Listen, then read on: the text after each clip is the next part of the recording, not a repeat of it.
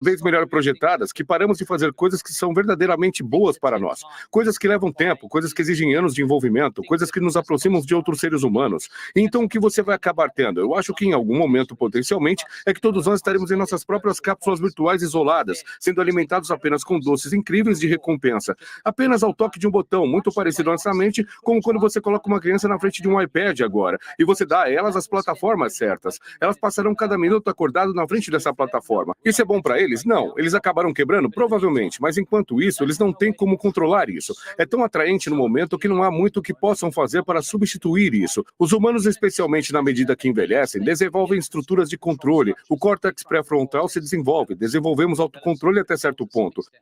Mas se você é um ser humano contra milhares de pessoas que estão fazendo o melhor possível para criar os melhores algoritmos, que são projetados para atraí-lo, pense no TikTok ou no Instagram. E agora coloque a IA nisso para apenas exagerar, para amplificar isso. Acho que estamos em uma corrida perdida. Isso realmente me preocupa muito. Uau! E temos outro problema, que você também falou brevemente sobre isso, que é o fato de que o vencedor leva tudo agora. Então estamos nos movendo para um mundo onde Alphabet, Meta e Microsoft e 2 ou 3 outras empresas basicamente possuirão todas as partes da atenção das pessoas. E isso é um problema enorme, porque essas empresas não são organizações sem fins lucrativos. Elas são organizações com fins lucrativos. Então, um mundo com monopólios privados que controlam nossa atenção é uma bomba atômica, certo? Sim, acho tremendamente preocupante. Há um livro de um escritor americano chamado David Eggers, e ele escreve ficção, mas ele tem um livro chamado O Círculo. E O Círculo é basicamente sobre uma organização que engloba a Meta, Alphabet, todas as grandes plataformas de mídia social, as empresas FAANG, como nós as chamamos. Essas empresas que ocupam realmente, sabe, em média, talvez 8, 10, 12 horas do dia de jovens em particular, mas também adultos, se todas forem de propriedade de uma conglomeração, o problema só piora. E estamos caminhando nessa direção geral. Por ser um modelo de o vencedor leva tudo, essas empresas ficam cada vez maiores ao longo do tempo. E eu acho que você está certo. Acho que é uma bomba atômica no sentido de que há muito pouco que possa restringi-las. A única opção nesse ponto é provavelmente a intervenção governamental de algum tipo, legislação, e muitas pessoas não gostam da ideia de que o governo vai se envolver em como consumimos produtos de entretenimento. Há uma longa história de pessoas se irritando com essa ideia, mas para mim é muito parecido com o governo entrando e dizendo que adolescentes e crianças não devem fumar cigarros. Não é bom para eles. Certas drogas devem ser proibidas porque sabemos que os humanos não são projetados para resistir a elas. E quando os usamos, é muito difícil para nós parar. É um grande dreno na saúde pública. É terrível para famílias individuais e pessoas individuais. Então precisamos intervir. Precisamos de algumas leis que digam que isso não está certo. E eu acho que é para onde estamos indo com experiências comportamentais também, com a economia digital. E nos conduzindo aqui a uma conclusão, mas uma conclusão mais otimista, uma conclusão mais leve.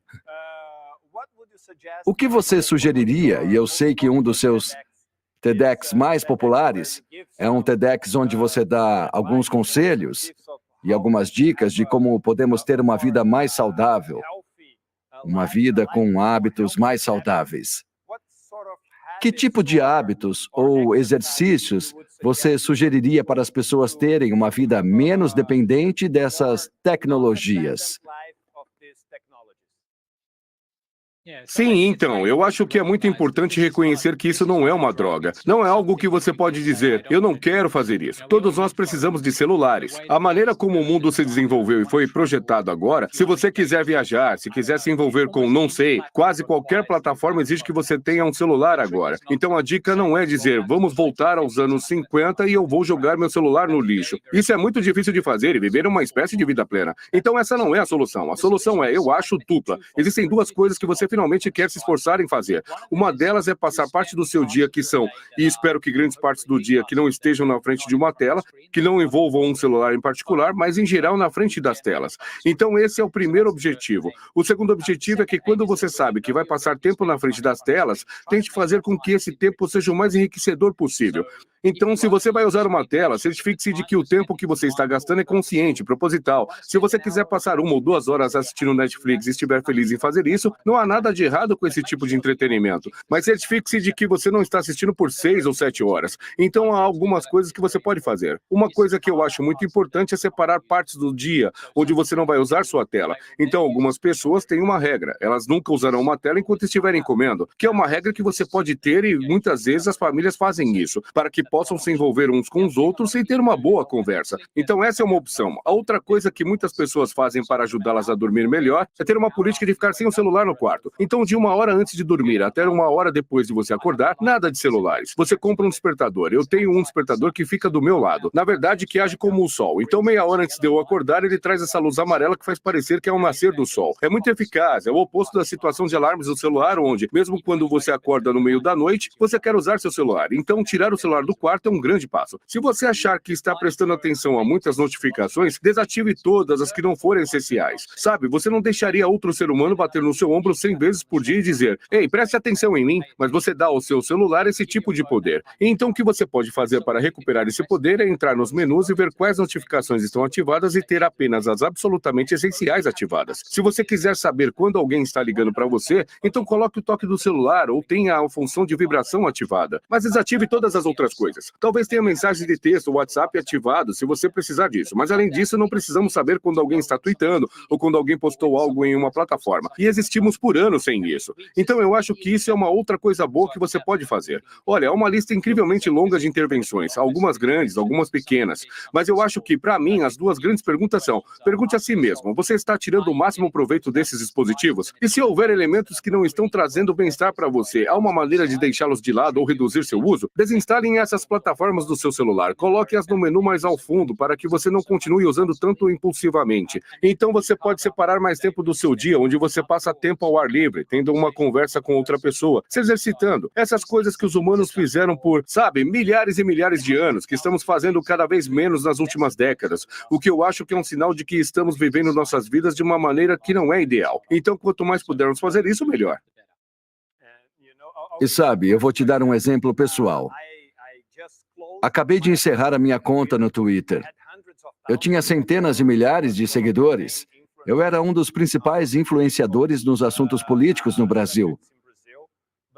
Mas havia tanto ódio e estava me fazendo... Era tão prejudicial para mim porque eu levava isso para a cama comigo. Eu apenas me sentia mal e me sentia doente e apenas desisti. E as pessoas diziam: "Mas essa não é uma decisão econômica sábia, sabe? É muito ruim. Você está jogando fora dezenas de milhares de dólares." E eu disse: "Mas eu não posso comprar minha vida de volta com essas dezenas de milhares de dólares." E deixe-me dar mais uma que acho que você vai gostar por causa de um dos seus discursos. Eu estou muito próximo dos pequenos agricultores no Brasil, os camponeses no Brasil. E aprendi com eles que pessoas que plantam batatas, elas não comem suas batatas. Os grandes produtores de batatas, eles não comem suas batatas porque sabem quanto veneno você tem que colocar para ter ótimas colheitas de batatas. Porque é um tubérculo muito sensível e então você tem que usar muito veneno para alcançar uma grande quantidade de colheita. Então eles não comem suas batatas. E em seu discurso você disse que os filhos de Steve Jobs não usavam, por exemplo, iPad, certo? Então pessoas que estão na tecnologia, pessoas que são filhos de pais que trabalham no Vale do Silício, usam menos tecnologia do que pessoas que não estão no negócio. Isso está correto? Isso é o que você diz em seu discurso, certo?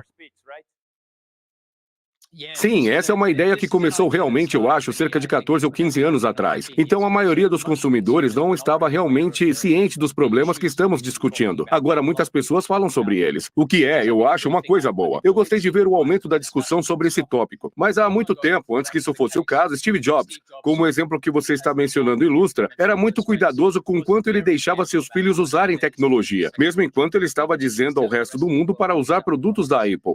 E isso era algo que os jornalistas descobriram repetidamente, que as pessoas que publicamente falavam mais sobre tecnologia e seus benefícios, como o seu exemplo de plantação de batatas, estavam muito mais preocupadas em consumir seus próprios produtos ou sobre a extensão em que eles poderiam resistir a seus próprios produtos. Então, eles reconhecem o tipo de veneno em seus próprios produtos que eles não estavam dispostos a expor a seus filhos. Mas publicamente eles diriam, por favor, compre isso, é maravilhoso, você vai ter muita alegria e benefício com isso. E isso aconteceu repetidamente. Então, sim, muitos desses especialistas em tecnologia estão muito preocupados com esses produtos. O mesmo produto que eles mesmos fabricam. O que eu acho que te diz tudo o que você precisa saber sobre os perigos. As pessoas que mais sabem sobre eles são as menos propensas a usá-los.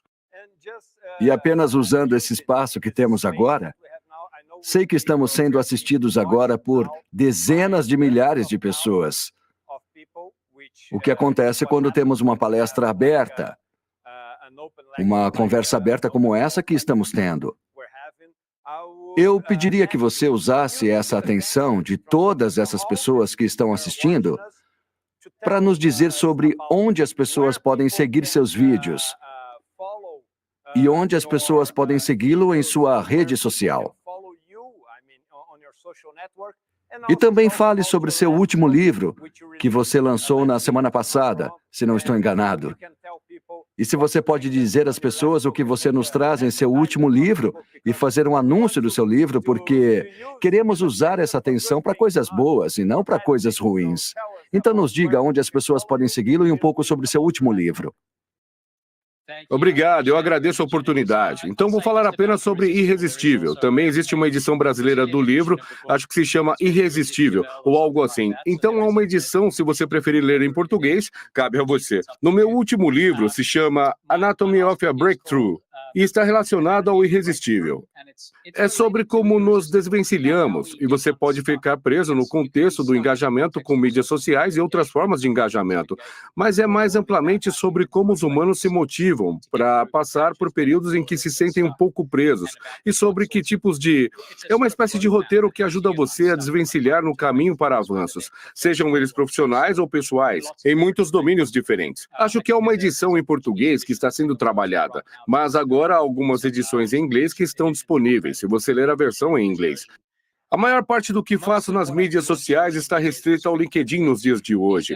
Então eu posto um pouco no LinkedIn. Prefiro a plataforma porque permite pensar em um formato mais longo. Você pode postar ensaios e ideias mais longas. Estou ocasionalmente no X, no Twitter, mas muito raramente. Eu realmente não uso plataformas de mídia social. Então esses são os melhores lugares para me encontrar se você pesquisar online por mim. Encontrará muitos vídeos. Como você disse, há bastante coisa por aí estendendo-se por cerca de 15 anos ou mais. Muito disso disponível no YouTube e em outras plataformas. Esses são os melhores lugares para me encontrar.